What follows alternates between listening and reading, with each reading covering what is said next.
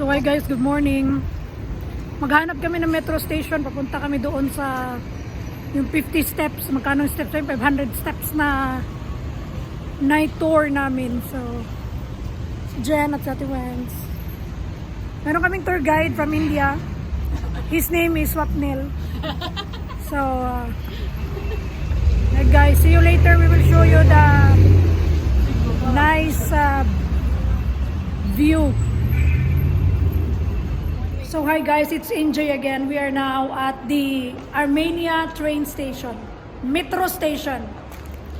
So we will show you how to, you do the vlogging. We will show you how to ride The Soviet metro. Soviet metro. Yes, it was built by Soviets. So we will see a old style metro. Okay, we will update you later. Ito yung kanilang pera para makapasok sa... Stop, sorry. Okay. Here it's something they call it the public square. We will not lie there. Then the second stop is here. Okay. So we are at the metro now. Same distance. We will ride their metro bus and then we will stop on the second stop. That's where we're heading to.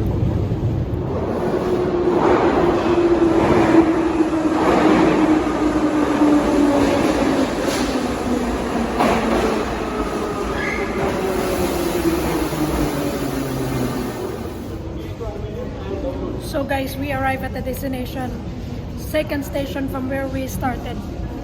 And we're going to, what's the name? Yeritz Sargadan. Oh my god, I don't know if I pronounce it right.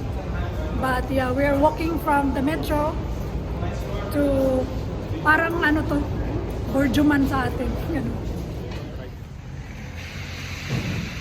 So hi guys, from the metro station, they couldn't understand train station. They will say metro. Metro, if you will say metro, they will understand. So we are heading towards, I don't know the name of that Cascade complex. casket complex. 500 meters away from that metro. Metro, not train station. Swapnil, we arrive at our destination. Cascade complex. So here we are. So we saw it in the evening. And then we will explore. We will explore the area during the day.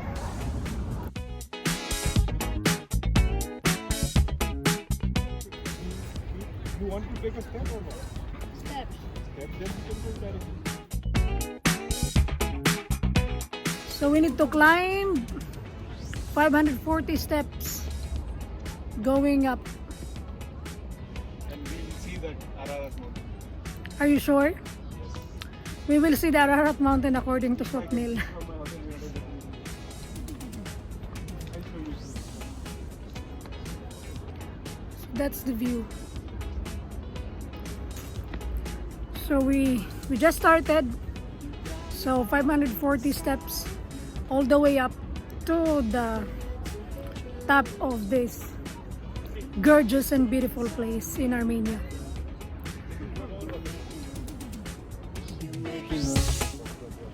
Napakaganda ng view. Kaso nakakahingal. Kailangan mamakyat dito. Dahil lang talaga minsan lang tayo pumunta dito kaya akitin na natin. Para atin namang maranasan ang steps ng umaga pa. Ganon. Good thing today, may araw na. Hindi na maulan kagaya ng pagdating namin. Sobrang maulan. Kaya as you can see sa aming mga photos, marami kaming payong. May mga payong. Kasi maulan. So ngayon, Huwebes, mainit na. So, okay na. Masaya. Yun, nakit pa kami doon sa itaas.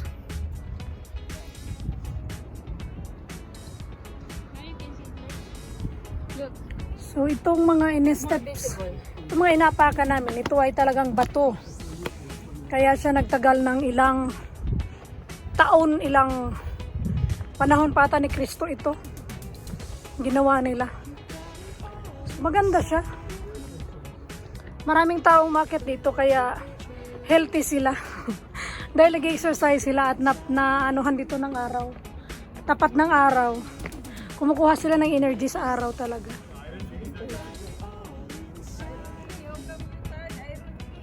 You climb that mountain steep.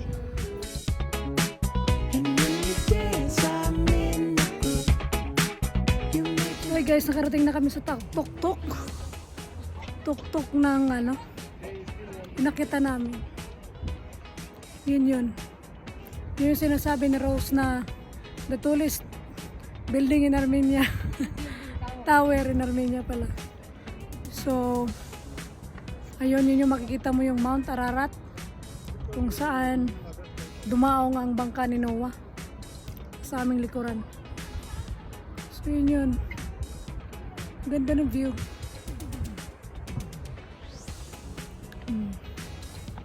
Diba?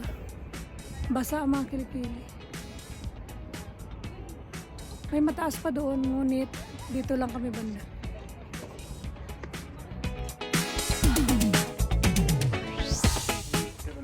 So bababa na kami. Gagamitin namin ang kanilang escalator sa baba. Ipakita ko din sa inyo kung gaano kadami yung kanilang escalator. Nagpunta kami nung isang araw pero gabi. So hindi ko masyado nakuha na ng video.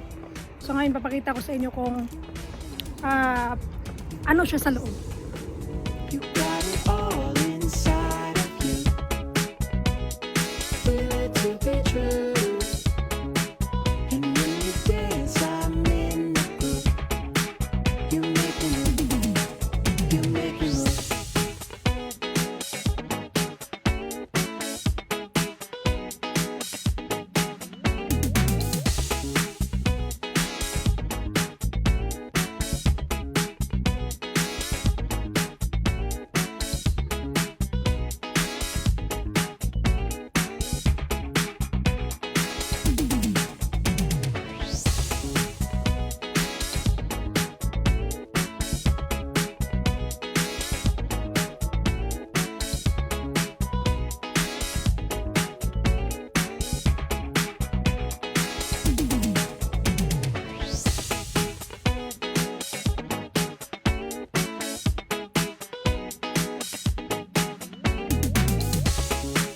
You got it all inside of you.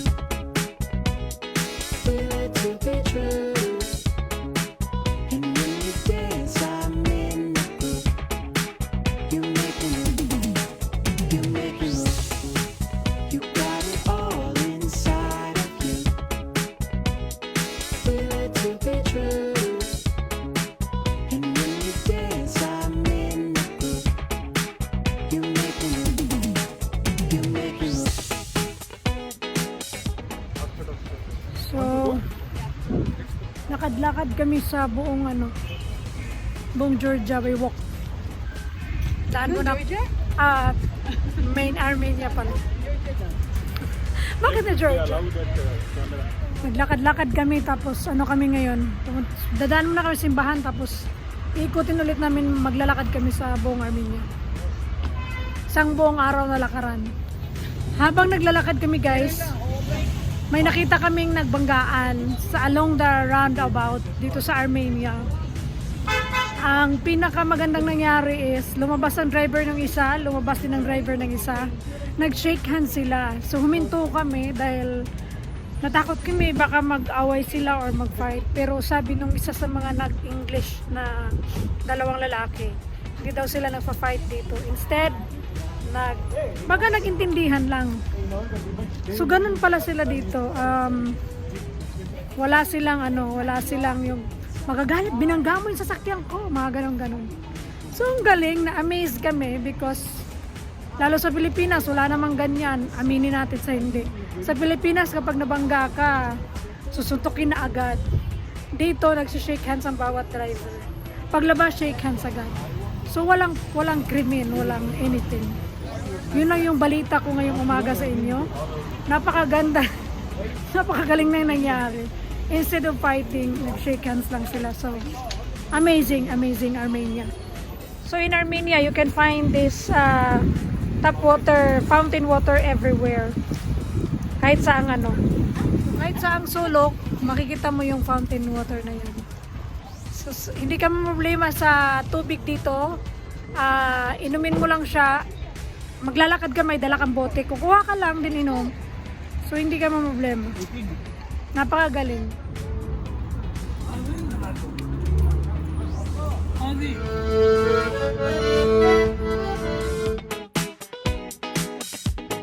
So hi guys, we are at the Republic Square.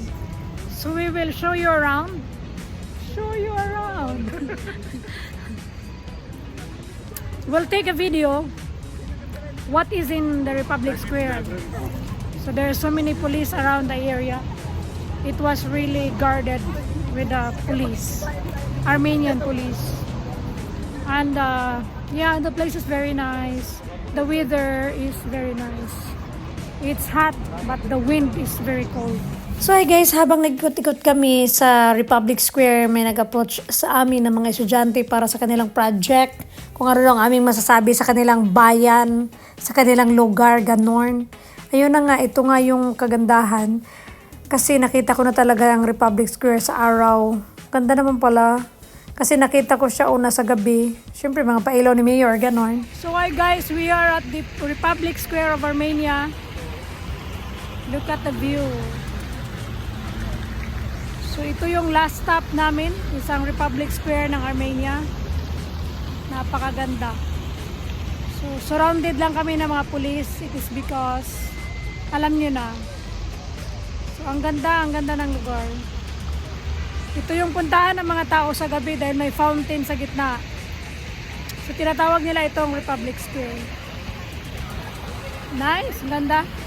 So hanggang sa muli guys, hanggang dito na lang yung video sa Republic Square. Dito natin tapusin. Hanggang sa muli at maraming salamat sa inyong panonood.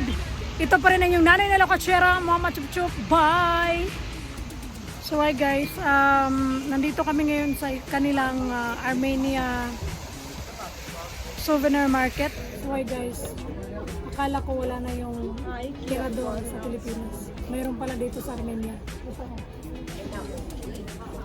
She can tell. So ang Armenian, nanininda sila ng tirador. Look, okay ba to? Ito. Diba? So meron silang ganito. What you recommend?